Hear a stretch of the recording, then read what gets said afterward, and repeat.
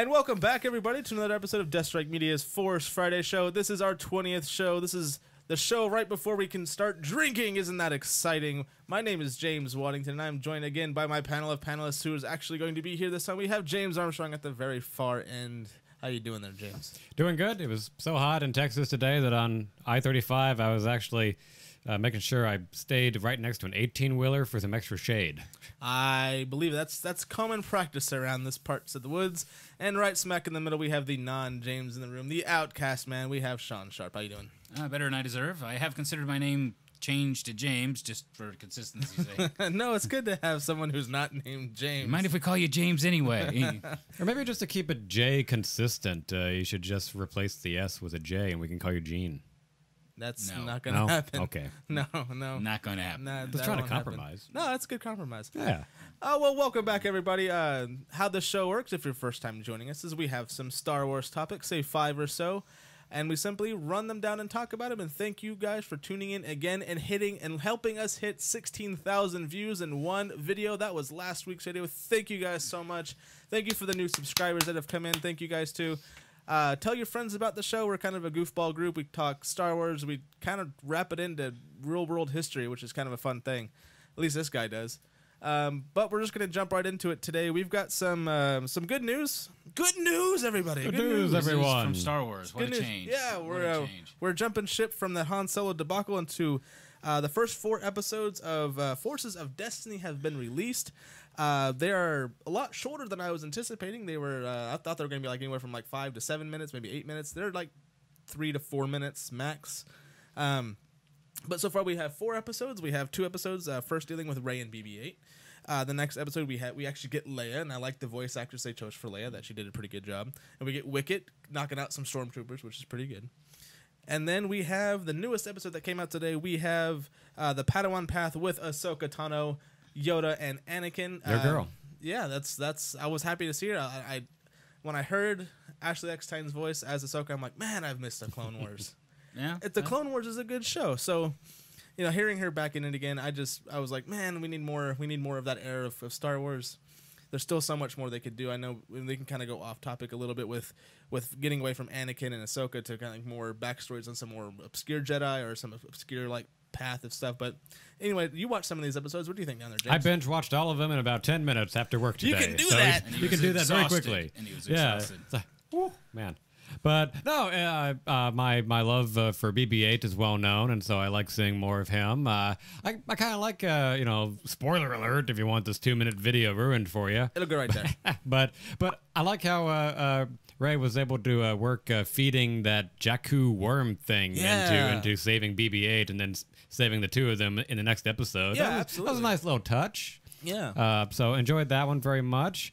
And yeah, but as much as I love BB8 and those 2 segments, I would pick the Leia one as my favorite, if only because it was nice to fill in, you know, a little few minutes of a gap in Return of the Jedi and just find out how Leia got that dress from after she arrived at the Ewok. You got to camp. ask yourself, where did they get it?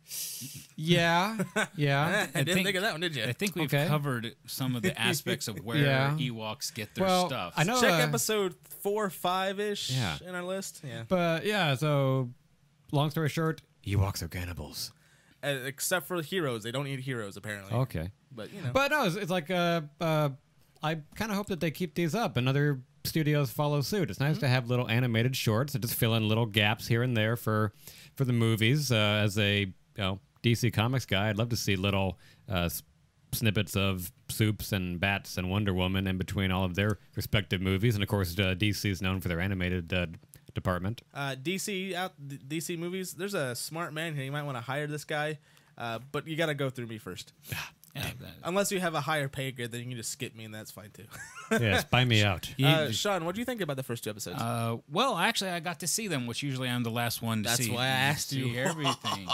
No, actually, I saw them all the way up to Ewoks Escape. I didn't know about the 4th one being dropped and coming out. I like them. But they are age group specific. They are very age group specific. They're very age group specific. So yeah, go ahead. Definitely just keep that in mind. When I saw it, as like I thought, oh, is this going to be I really didn't. When I first started watching them, I didn't know which angle they were going to be. Was it going to match the age target of the movie viewer, or are they going to go younger? And I could go either way. I mean, the younger viewer aspect of it is great, to me, but it's also kind of a girls' club at this point. Yeah. And but I like the artwork. The artwork was really good. Yeah, it reminded really me of early Samurai Jack work and the very first Clone Wars animated movie they came out with. Yeah, the animated movie. Yeah. That's kind of what it reminded me of. A lot of block form. Exactly. No, it was great. It was nice little. I guess whet the appetite bits for Last Jedi. Did you notice the soundtrack that was playing behind each of the characters? I did notice Rey's theme pop up, which is one of my favorite,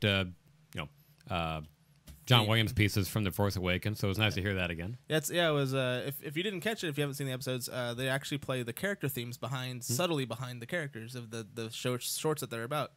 I didn't catch the Leia one, but I hear it's there. I got to go back and watch it again. Again, it's only a couple minutes, so I just like, oh, good, that was cool. Next. But other than that, it's very complete small art pieces of footage. To me, they are for a younger audience. I did get that feel and vibe out of them. But I can't say I didn't like them because of that. I thought they hit that target audience because it came out on the Disney YouTube channel. For whatever reason, I might have said the Star Wars YouTube channel, but it's a Disney one, so that makes more sense. If I did have to be, nitpicky, there was the second Rey cartoon where the worm thing's about to eat that guy off the speeder. And I thought, oh, right, that guy's going to get eaten. This is going to be semi-hardcore for a kid's cartoon, but no, he just got out of the way and and the worm just ate the speeder, and I just went, oh. Yeah, I had the same reaction. I was like, the dude's going to eat it, but then I was like, wait, this is on the Disney Channel. Yeah. There has to be a convenient escape. It always is a convenient escape. But you know what? George Lucas always said Star Wars was for children. It's for kids. So they can't always make it Rogue One style where everyone dies.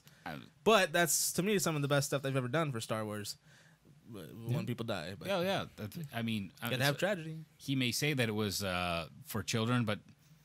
Also, the eras, like you saw Westerns, people getting shot left and right. That's true. So the terminology, well, it was for children, kind of a wide margin for the era that the movie came out in. And if you've ever been to Star Wars Celebration, yes, they are kids, but more adults than kids by a large margin.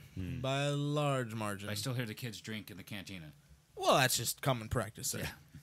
Get them while they're young. Get them while they're young. That's absolutely correct. And saying that, we'll jump to the next topic. We've got some Last Jedi news. For those of you who are lucky enough to go to Celebration, we got the trailer at that Celebration, but also premiered at the exact same time all around the world.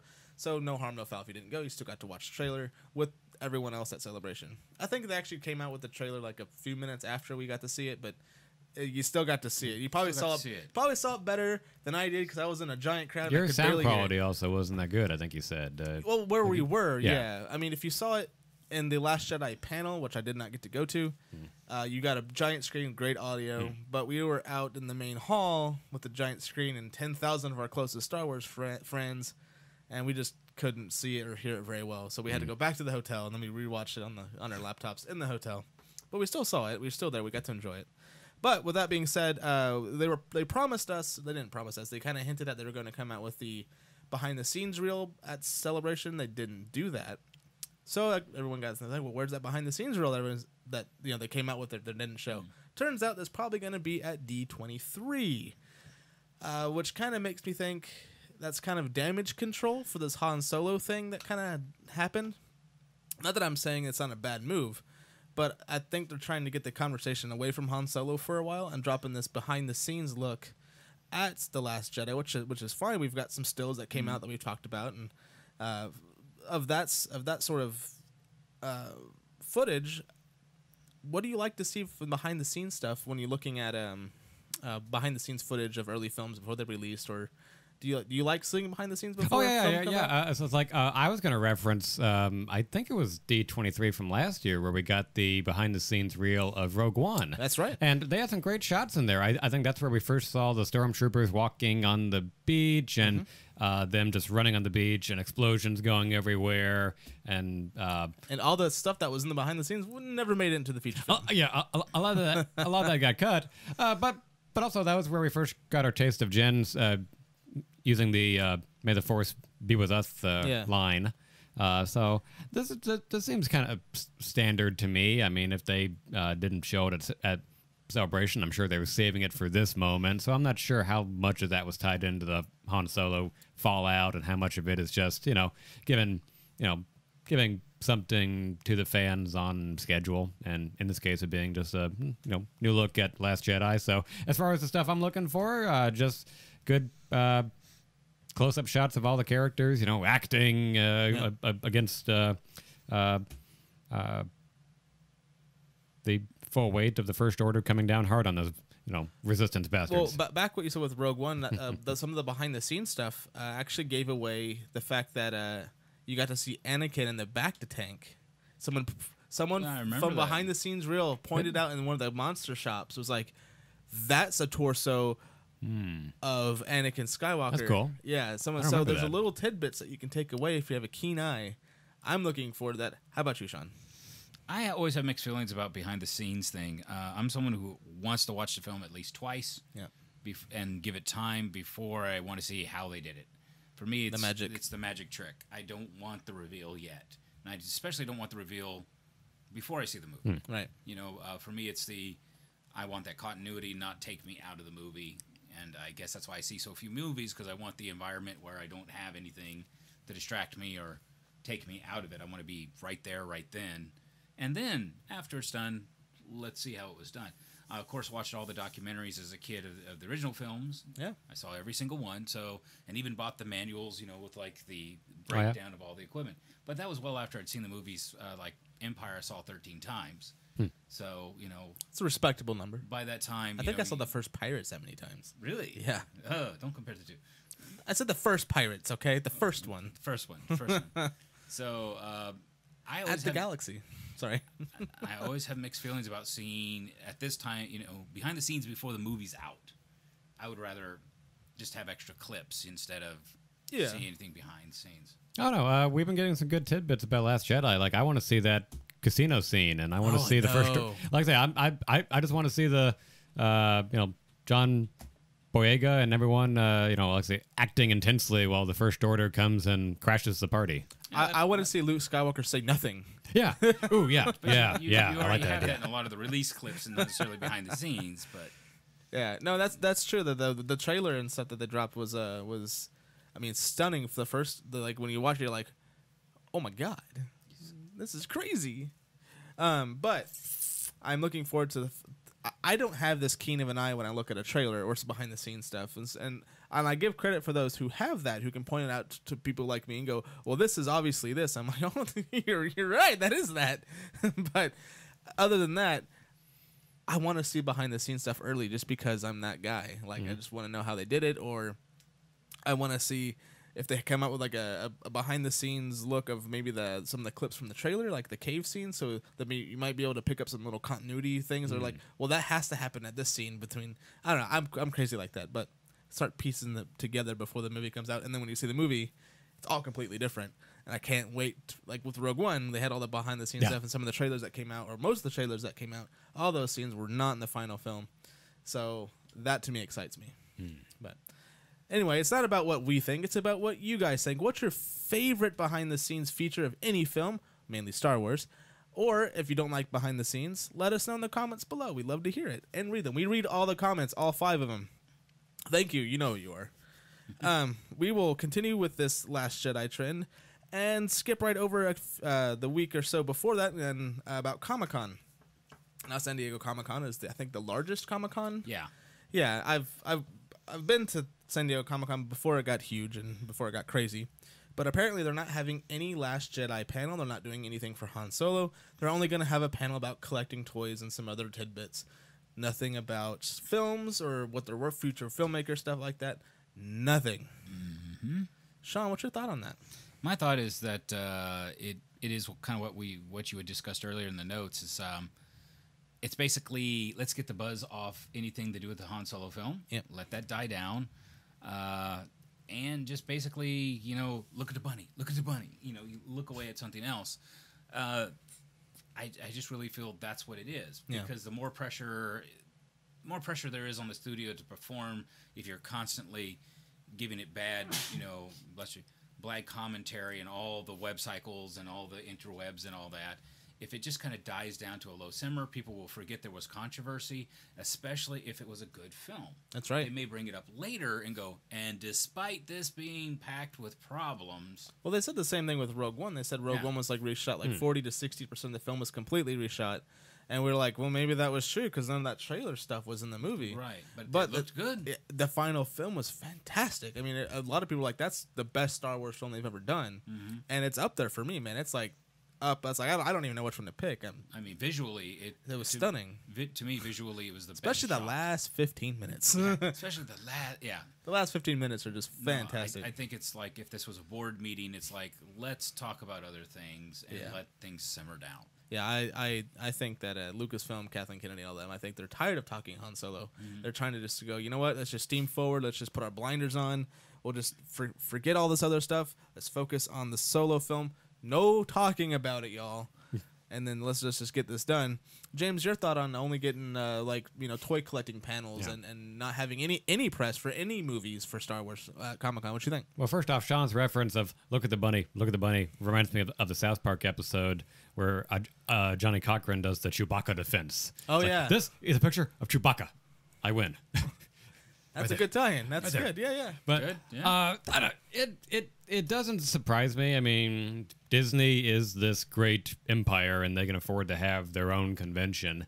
And I don't know, just kind of stepping back from it. Star Wars has never been a comic book property, and That's true. San Diego Comic-Con, I think, should be for comic book movies. Well, they have a giant like line of comic books though. They have Star Wars comics, Poe Dameron standalones, Leia standalones, But Vader it standalones. didn't originate as a comic. That's true. It started as a movie and then worked its way down. Whereas Marvel, DC, Started out as these comics. characters have been around since the 30s and 40s. Right. That makes sense. It just seems more of a natural footing for them to get their own convention.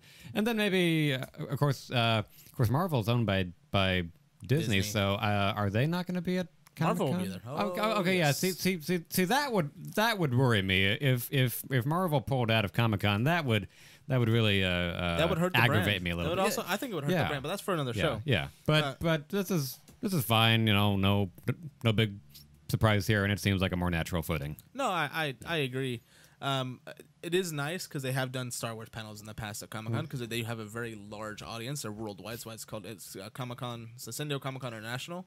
So they get people from all over the globe. But we also get people from all over the globe for D23 and Star Wars Celebration. So it's not like they're really missing a key market.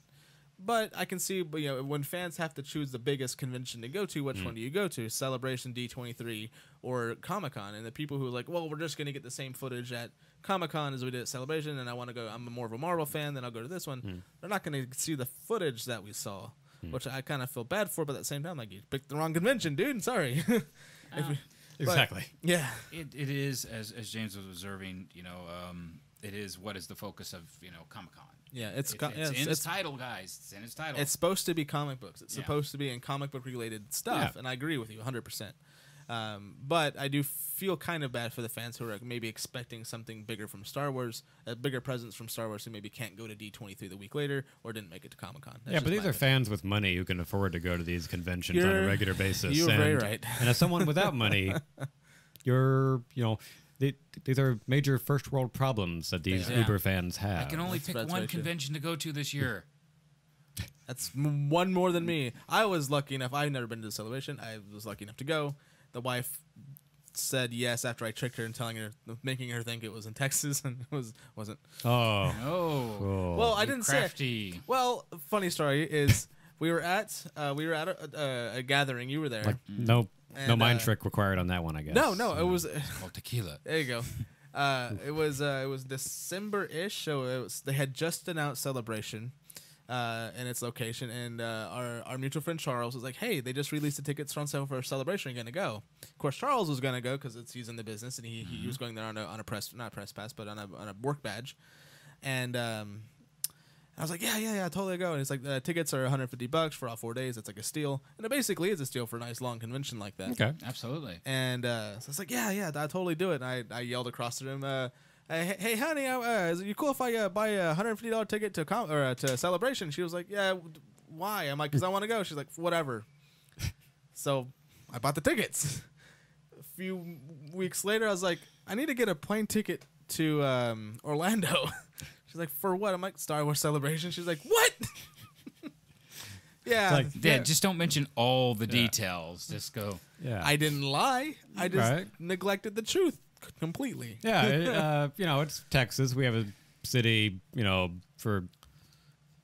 well, we have so many towns that I'm like, we have a New York, Texas. We have a Paris, Texas. I'm sure it's somewhere we have an Orlando, Texas. We might know, Probably do. We got Orlando, Texas. Yeah, there you go. It's Near like Dallas. I'm going to Rome, Texas, just up the road, I-35. That's right. Yeah. That's right. Why is your plane ticket $1,000? I have to take the toll road. That is the truth. God, I hate the toll roads here. I wanted to go in the luxury lane. And that is very true. Speaking of luxury, we actually got the luxury of hearing something from Adam Driver. He actually was doing a little interview with the Huffington Post, and he was discussing things about his boss and The Last Jedi. He was saying things like, actually, I have it here. Huffington Post. Yeah, Huffington Post asked him and said, "You've said you think that Episode 8 is remarkable. What do you think fans can expect?" And Adam Driver replied, "I said that Rian Johnson had written was remarkable. He created new rules for the Star Wars universe and balanced the familiar with the unfamiliar very adeptly while respecting." Let's see here. I can't read. Respecting that his audience can handle ambiguity, which you can see in his previous films. Character and stories are his priority. So, with all that being said, what catches me this whole thing is new rules. Now, Star Wars is a franchise full of rules. We have the rules of the Jedi, rules of the Sith. The Empire apparently doesn't have any rules. The New Republic and the Republic before that had rules. What new rules do you think are we going to see in The Last Jedi? Well, I think the Empire had one vital rule, which was unlimited power. Yeah. Unlimited power. Yeah. We all know the line. Yes. Too many Red Bulls, guys. Yeah, simmer it down, son. Simmer. No, I don't drink Red Bull. I stay away from that stuff. Black coffee all the way. I like the way you think. Sir. Yes, thank you. Anyway. But yeah, it's like, I feel like this touches on an episode we did a while back where Rian Johnson was talking about his approach to The Last Jedi, and it's very reassuring because I think I'll just about say the same thing that I said then, which was my biggest complaint about Force Awakens and why I think it's very low on the rewatchability scale is that it's a remake of A New Hope when it comes down to it. I'm not talking down the film too much because I love the new characters. I was not expecting to love Rey and Poe Dameron and Finn and BB-8 as much like right away. But great I need first a film impression. setup for these characters. Yeah. Oh no, I don't. No, I'm fine with them. I want to see their adventures. Yeah. But no, just to toss in words like new rules and ambiguity to me is the main thing. It's like is Luke gonna be in kind of more of a gray Jedi than the typical light and dark divide? Maybe that's he'll reintroduce maybe Jedis can love. There we go. Yeah, there's there was not love or attachment. Well, I was talking to someone at a couple days ago. Actually, I was here at this. For the 4th of July? Yeah, for the 4th of July. A couple days ago. And they were talking about how they hope they introduce Luke Skywalker's wife, who I guess was in the old canon. Yeah, Mara Jade. Yeah, but they don't want to let them go. And there was someone at the time who... I know who you're talking to. Yeah. Mother-in-law. She's very passionate. Oh, yeah, she is a very passionate lady. But someone at the time had pointed out that at the end of Force Awakens, it almost looks like Luke is standing at a gravesite in the final shot. There was a rock that is kind of upward a little bit. So would they bring that in or make it part of the canon? So I think that'd be a nice way of... Maybe Phasma in the First Order killed the wife. Yeah. Yeah. There we go. Maybe So yeah. So just playing with the rules a little bit, not making it too much like a rehash of Empire. I don't think they will. Yeah. I think Rian Johnson will actually probably steer pretty clear away from that path. Yeah. So just everything that Adam Driver lays out here, like I say, it just continues to make me feel good about The Last Jedi standing on its own. How about you, Sean? What do you think about new rules and mixing the old with the new? Well, I think it has to. At this point, it's the second movie. To me, is a second movie of the second franchise. Yeah. And second movies and trilogies, of course, are. Oh yeah, right. Yeah. But you know, technically yes, three, but we don't mention those. They happened. They happened. But every bridge movie is where, you know, in a writing screenplays or anything like that, the second is always the bridge, you know, the classic bridge, and this is where the world gets turned upside down. That's why, you know, you had the effect in Empire. People walked away from Empire going, "What just happened?" Did the Empire just win? Yeah, they walked out stunned, going, "Wait a minute, the good guys lost. How this was supposed to be a good, cheerful film." Yeah, we got one more movie, yo. Yeah, but they couldn't see that. I know. But it's also the issue that the newer films are much more nuanced. Yeah. The writing of what is now canon is much more nuanced on what is good and bad, great, as you were observing. But we have a Greg. story group too. We have Right. we have a lot more care that goes into these films, these books, these novels, or whatever than they did before. So at some point in a bridge movie, you're going to introduce the new rules of the world Yep. to be resolved in the third movie. So I like ambiguity just because it feeds us. It feeds speculation. Where is the movie going? Where is it not going? What could be the possible outcome? And creates shows like this. Great shows like this.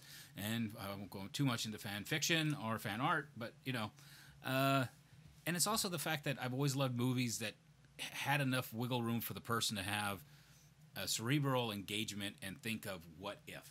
Yeah. Those are always the greatest films. The ones that you can walk away from going, well, did it really mean this?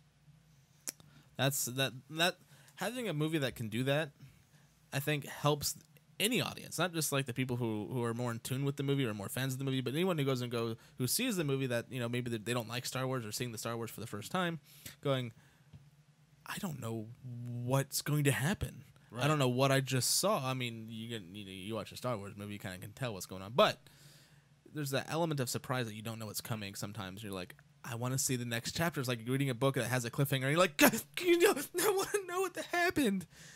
James, your thoughts? Do you have any more thoughts on that? Any more thoughts? Well, thankfully I don't read as many Star Wars books as you do, because I haven't had that happen to me yet. Oh yeah, there's tons of books. In fact, no, you don't have one. Bobby has the other one, and I'm lending one to you. And he's gonna his other half will be reading Catalyst, which is a very good book. I enjoyed that one. Yeah. Oh, you did read Catalyst. Yeah. Okay. That's the one I borrowed from you. Yeah.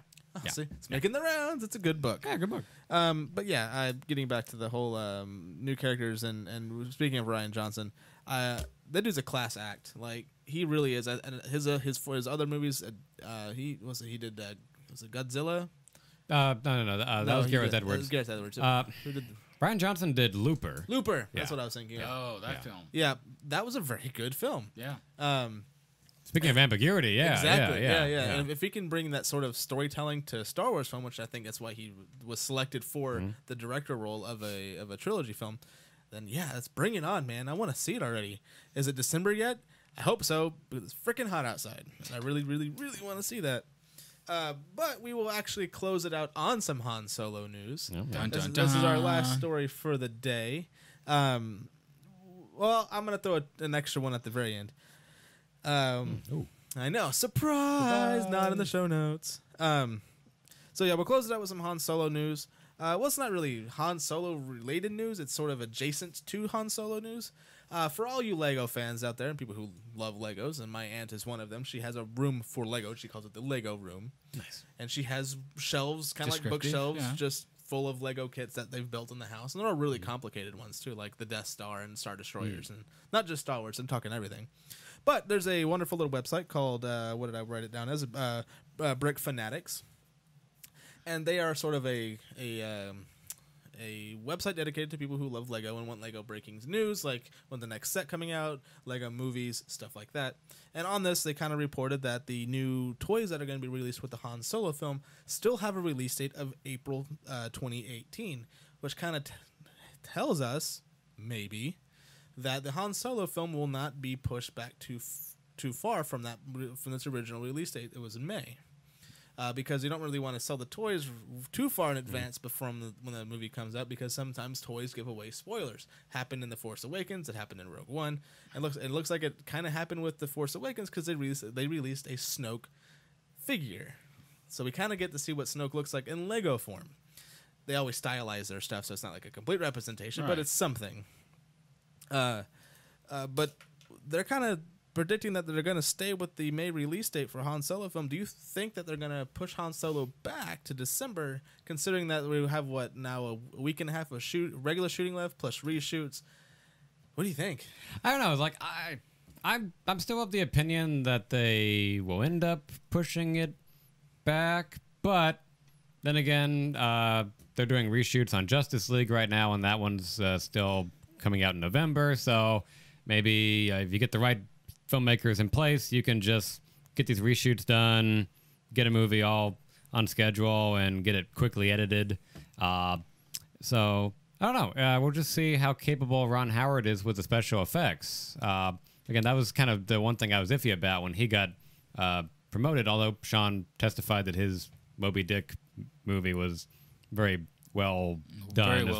Well, and Star Wars recently likes to do practical effects, not just with all special effects. And of course, there's a lot of special effects that go into Star Wars, regardless of what you're shooting. But I have a feeling that the Han Solo film would be less heavy on the special effects than, say, Rogue One, because they have a Death Star to deal with, they have Tarkin to deal with, Leia to deal with. Yeah. So, but I'm right there with you. I think they probably will push it back to December. And getting back to the reshoot thing really fast. Okay. It's common for movies to have reshoots. All big production movies have a block of time for reshoots.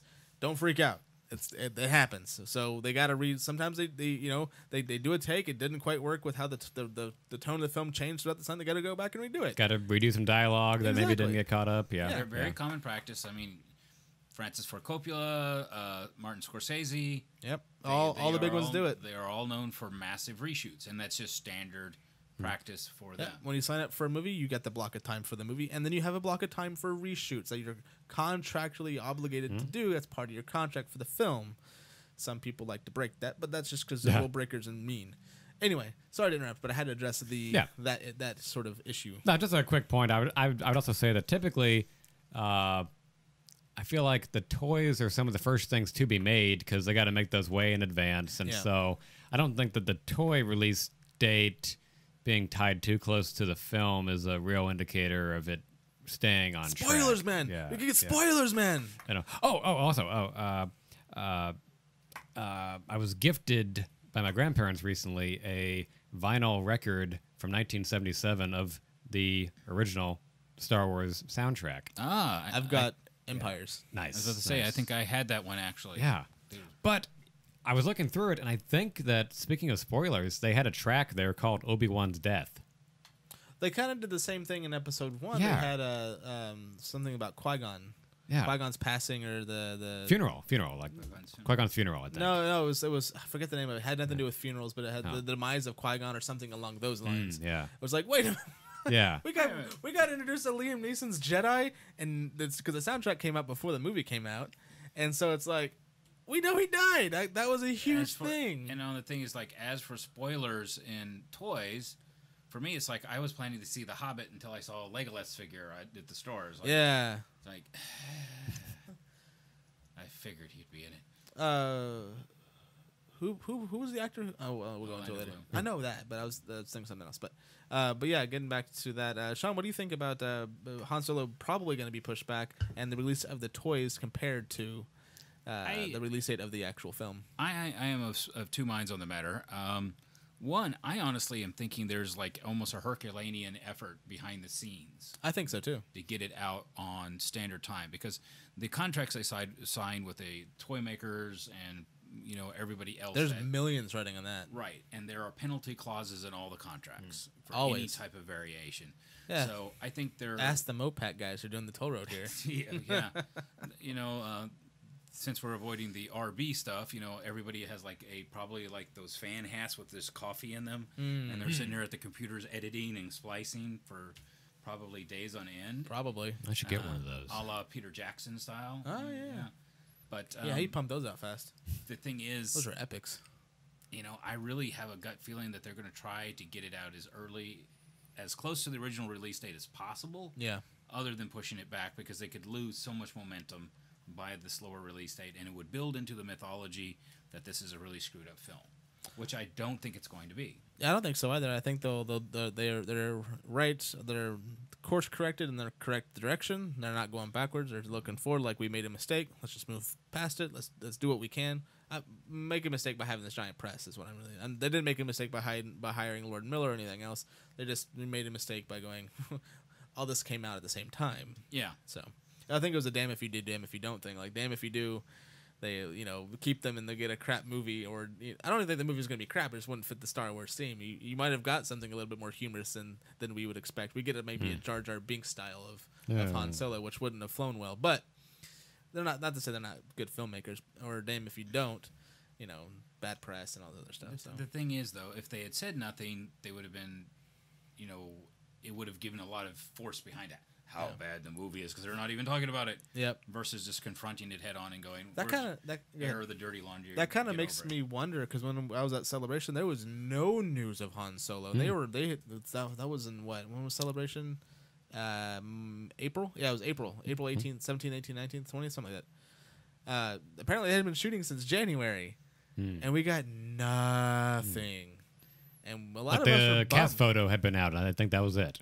The cast photo was out, Yeah. but I mean, they could do that in a day. Yeah, right? yeah. So, Like, just no video, or I don't Nothing. I don't even think there were any behind the scenes nope. scouting yet. It was all just that one photo. Yep, and we were all surprised that there was nothing for Han Solo. Not a mention, not a panel, not a behind-the-scenes look, not even a book mention of Han Solo. Han Solo was not in the discussion at Celebration, and it's probably because of what came to see this last month or so. So, some food for thought. Anyway, I do have one little fun story that a friend of ours told us about Pablo Hidalgo, and the canon, sort of what is canon, what is not canon. So if you're familiar with the Star Wars universe, and you've been following the Star Wars universe since 1977, there was a rehashing of the canon when Disney took over. It wiped out pretty much every book except for one that came out right when Disney took over. They said, yeah, sure, that's canon. It's a total crap book, but it is what it is. It's about Darth Maul. Okay. So, wiped out all the comics. The only thing that was canon was the movies. That was it. Not even and then books of the movies. So those were canon as well. At least some of them were. Some of them got kind of redone a little bit to make them more match the movie a little bit. So some of the, not all of them were written by George Lucas. Remember? Were these like special editions of the books? Right. Adding the singing. Oh God. Don't get me started on that one. The Jedi the Return of the Jedi one, the special edition is the worst. Anyway, so when Disney took over, we got new canon, and of course with new canon comes new rules. What is canon, what is not canon. And we've been doing this since Disney took over. What, in 2014, 15-ish? I think it was 2012. 12. Anyway, so yeah, we've been dealing with since then, and we are now 5 years into the new canon.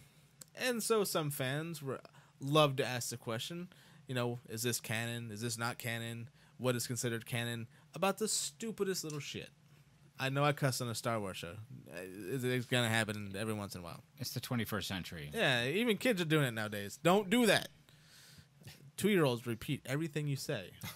Just by the way. Mine does. So Pablo Hutter finally addressed this on Twitter, on the social medias, on all the Twitters. Basically, he said when it comes down to the smaller things like, tying your shoes, or I'm paraphrasing, obviously, and adding my own content is what I got out of it because I don't have the quotes in front of me. But they don't worry about it. They don't say this is the right way. This is how they did it. This is the way it's going to be. Because they don't care about the small details. Like, no one cares how many inches you stride or how you comb your hair. It's about the big actions that matter, and those are what's considered canon. Everything else is kind of, how you get there. Like, you're going to have 1,000 different stories of how you got there. What really matters is what happened. Everyone has a different point of view from a particular incident, but the bigger incident is what matters. And then someone after that said, well, Pablo Hidalgo confirms that there's no, Disney doesn't, or Lucasfilm does not care about canon. It's like, that's not what he was saying. He was saying that, during World War II, you hear 1,000 accounts of a battle, or the events leading up to a battle, but the only thing that really matters is the battle itself. That's what matters.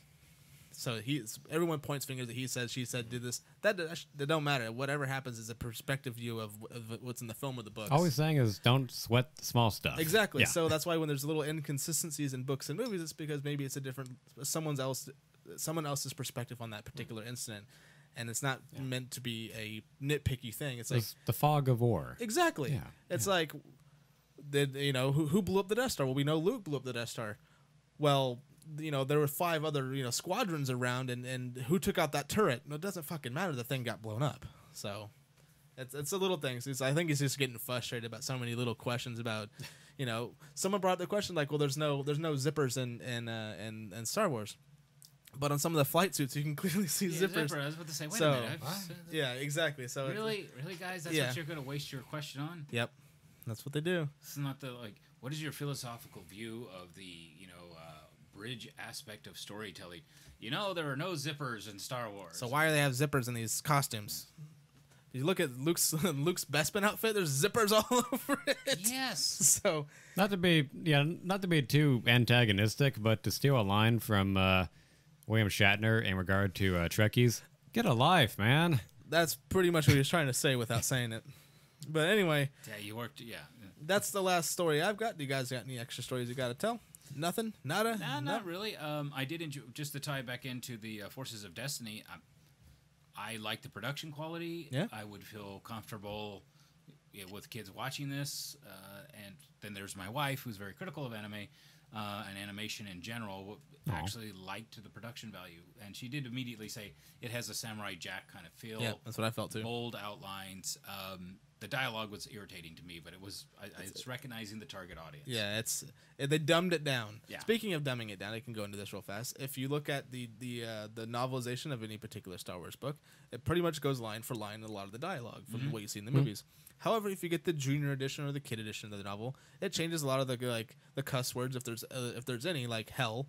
In The Force Awakens, we see Poe Dameron saying, "That's one hell of a pilot," to Poe Dameron when he's like coming in Maz's castle destroying those TIE fighters. In the children's novelization, he says, "That's one heck of a pilot." They're both right. And back to the whole canon thing. Anyway. Yeah. Don't get upset, guys. Yeah, Don't get upset. It's different perspectives as long as the end result's the same. That's all that matters. But yeah, that's pretty much everything we've got to talk about on this week's Force Friday show. Just want to say thank you guys so much for making us 15,000, actually 16,000 views on our last show. We do appreciate that. How did we do that? YouTube magic. Okay. And witchcraft. Thank you guys again. Make sure you comment, like, subscribe, share to your friends. Give us a big old thumbs up if you liked it. Big old thumbs down if you hated it. If you hate it, you have no life. If you hated it, explain why in the comments. That's right. Tell Give us us what we did right. feedback. Tell us what we did wrong. We love to hear it. We read every comment, every single comment. Again, all 5 of them. But saying that, we'll see a description here, a little logo here. Click that for our subscription. Click here for last week's episode. Make it 17. Make it 20,000 views. Make that happen, We're guys. coming up on episode 21. Do 21,000 for 21 episodes. That's right. We got a record to break, good. And then over there, you will see the 2 weeks ago show. Click that one. That's a pretty good show, too. My name is James Waddington. That's James Armstrong, and that is Sean Sharp. And we will see you guys next time. Take care.